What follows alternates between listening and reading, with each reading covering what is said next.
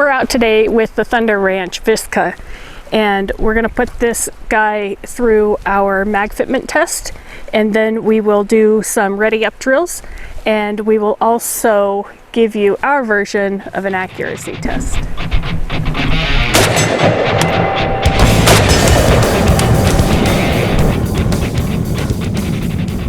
All right, starting things off is going to be our What's for Dinner multi-mag version. Reason being for that is, well, the AK has been in production for 70 plus years, and the dimensions of that opening there can vary, as do the dimensions on mags. And there's a lot of mag options out there. Now with imported AKs, a lot of times they have to cut this opening in the bottom of the receiver to accept standard capacity magazines because they're exported from and imported to the US as single stacks. This being 100% American made, it had the right to start things off correctly to hold a standard capacity magazine. So what dimensions did Century use? When I visited their factory last February, so February of 20, I saw that they had a calibrated mag that gets measured because these dimensions do vary from brand to brand, and they use that to check fitment each time, recheck the gauges on their mag, and toss it and got a new one if needed be. What we have here are 13 total different variants of AK mags, and to help you know which ones are going to fit and run best in your Thunder Ranch VSKA, we're going to run 3 rounds through each. I'll give you commentary on how it fits, shoot those rounds, commentary on how it drops off, and then we'll move on. So here we go. This is where my forearm gets really tired. Start things off with the US Palm Enhanced magazine, and this is what ships with the gun. It's got the steel reinforcement on the front and rear. Good solid lock, a little bit of front to rear, a little bit of side to side, about standard. No issues cycling, rolls out nicely. Next we have one of the Reborn Pro Mags. These have all kinds of nice texturing front and rear, and metal on the contact points, as well as metal reinforcement for the lips. Quite a bit of play, but did insert easily. No cycling issues. A little bit of hang up on the way out from that lip being maybe a little deeper than it was on the US Palm. Tapco. These were the cheapies that used to be everywhere and came with all the guns. Fortunately, Remington killed the brand, but the mags are still out there. They're all polymer, tend to be kind of sloppy. Actually a decent lockup. Some front to rear, normal side to side. No cycling issues, and came out easily. Serbian mag, you can tell because it rusts so easily. These have the last round bolt hold open. A lot of front to rear play and side to side play, so rather loose in the gun. No issues cycling, bolt hold open works. Of course, until you pull the mag out, and came out easily. Standard US Palm, these are the range ones with no metal reinforcement. Good click. Little front to rear, minimal side to side. No cycling issues, drops easily. One of the X-Tech US Palm copies. These have metal reinforcement front and rear. Good fit, nice and tight. No cycle issue. Little sticky on the way out, probably because it's got that tighter fit on the way in. WBP translucent mag. These have no metal reinforcement. Little front to rear, minimal side to side. No cycling issues, comes out very easily. Bulgarian waffle mag, these are cool because they've got the witness windows at the 10, 20, and 30 on the back. However, they don't have any steel reinforcement. Good tight fit all the way around. No cycling issue, comes out well. Magpul, this is the unreinforced kind. Speaking of, while we're doing this, I'd like to hear from you guys what your favorite mags have been with the AK. Shooter tripped, but the mag runs. Came out pretty easily. ACI mag, I believe these are aluminum. Little front to rear and side to side. No cycling issue. Comes out fairly well. Don't have any reinforcement to them. Good solid lock, little front, little bit of side. Tired shooter. No issues, comes out easily. This is not the only gun we're filming today, by the way, folks. I don't get this tired that fast. Master molder, these are dirt cheap.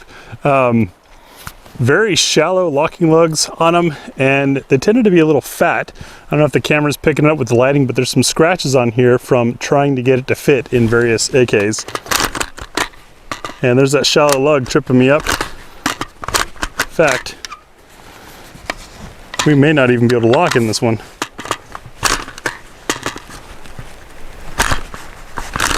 Nope. Right out. Not gonna lock. I think and this is what happens with polymer mags. I'm glad we got it on camera. That little lug on front has finally given up the ghost. That is a dead mag. Which brings us right back to having metal reinforcement on those lugs. This is, I believe, this is an AC Unity mag out of Bosnia. Good fit, nice and tight, a little bit of side to side. And we got that last round bolt hold open. Rolls out pretty well, it wants to stay in the gun. Tia had a question earlier. So the question has been asked why we do this, because it's oh so boring and fatiguing for me. It's a lot of supporting the gun on the forearm. Reason being is your lockup between the magazine and the rifle determines the presentation angle of the round for the bolt. Now the AK relies very heavily on that tapered cartridge design and a very fat bullet. If you look inside, you'll see that your bullet guide is really not very specific, especially compared to like what an AR's got with very narrow channels. That's because the round shape itself helps guide it in there, but the angle it's presented at, nose up, nose down, can influence reliability, so you want to make sure you've got minimal front to rear play. Side to side play, twisted a little bit, but with as broad and loose as the tolerances are in most guns, it's really not an issue. So front to rear is what you want to feel. Remember, the less front to rear you have, the harder it is to get the mag out, but you've got a better chance of feeding well. So it's a matter of finding a balance, which is why we show you when we run AKs, multiple mags through it, so you can get an idea of what mags you have at home and how they might work in this gun.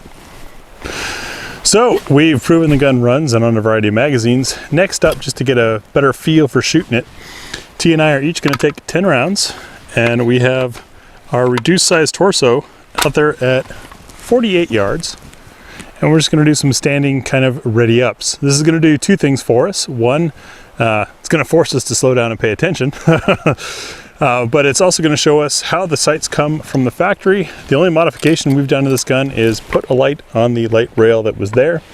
Keep in mind, Thunder Ranch's intent with this was that it's a defensive distance gun to be used for home and property defense. That's why we've got a flash hider instead of a brake. While there's room for a flashlight, change to an American friendly safety with the extension here, the US Palm grip, of course, in red for the Marine Corps. And yeah, so if we get a reduced size target at 48 yards, I think that's fair to say that's the farthest that you would defensively be using this. That is at 54 yards. Sorry, 54 yards.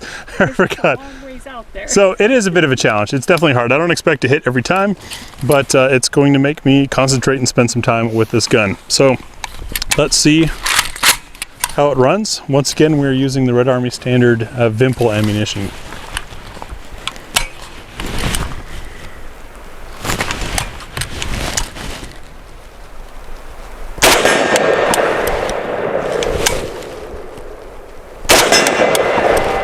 See, the sights are on.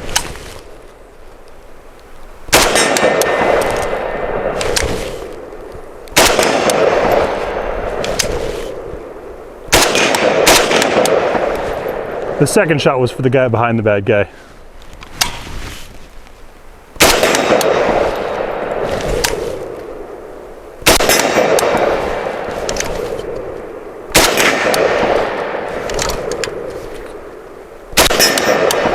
So if you're wondering what I'm doing with the safety there, the first few times I was using the safety with the extended lip here. Then I wanted to try the actual hand sweep for comparison to see how it is. For me, this extension kind of gets in the way to do a hand sweep. Oh, still flinched. We are clear. Looks like the sights are on, was certainly controllable enough. And swiping that safety, not too bad, maybe a little sharp on the finger.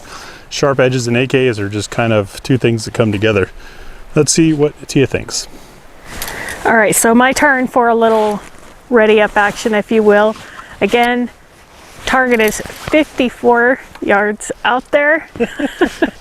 And I noticed that it was getting a little dark, so thanks to Magpul, I was able to put on some clear lenses. Hopefully I can hit it a little bit better this time. Yeah.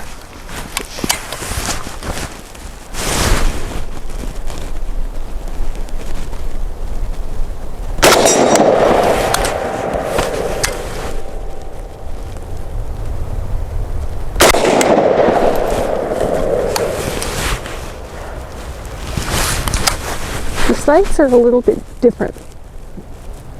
For me, it seems, compared to other AKs that I've shot before, they seem a lot more narrow.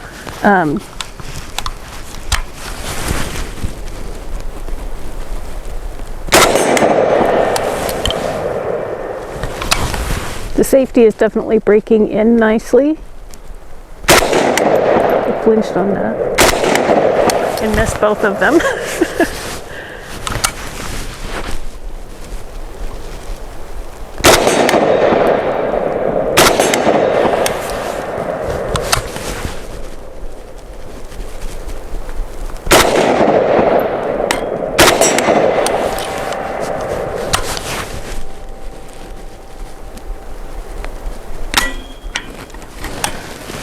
That was the end of my fun.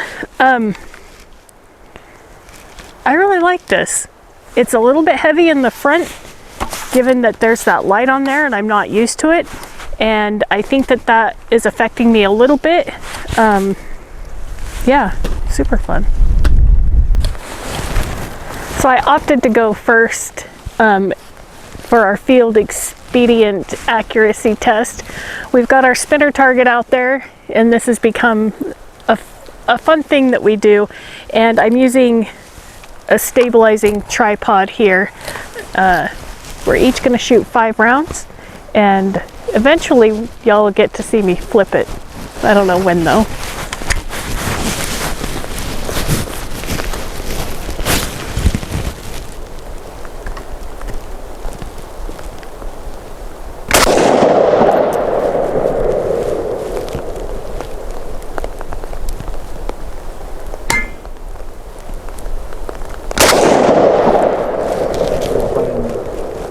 Thank you.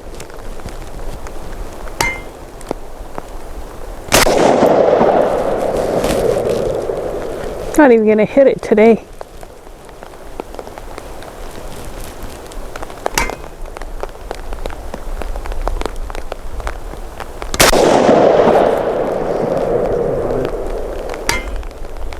What's odd is I'm changing my point of aim and it's not making a difference. Well, that was 5, folks. And wouldn't you know it, out here with Graham, and it's raining. So this is, of course, somewhat of an accuracy test, also a fun test. Also really gives us a better idea of how these sights are out of the box. Once again, we haven't modified anything or zeroed them. So 6-inch target at 48 yards can be a challenge.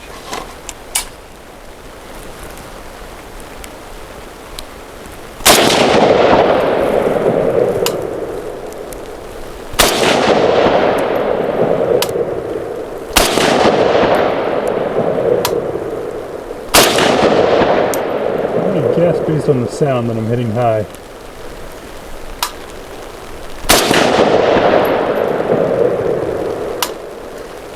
Whoa, tripod adjusted. Oh. I was just getting into it.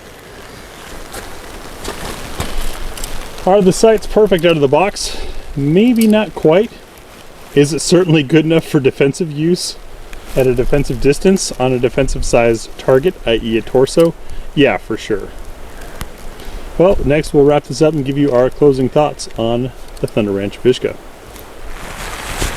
So, the intent of this thing was to have an all-American made AK-like reliability, because it's an AK, with some modifications to it per Clint Smith of Thunder Ranch's requests that made it a good defense weapon. We've got the flash hider.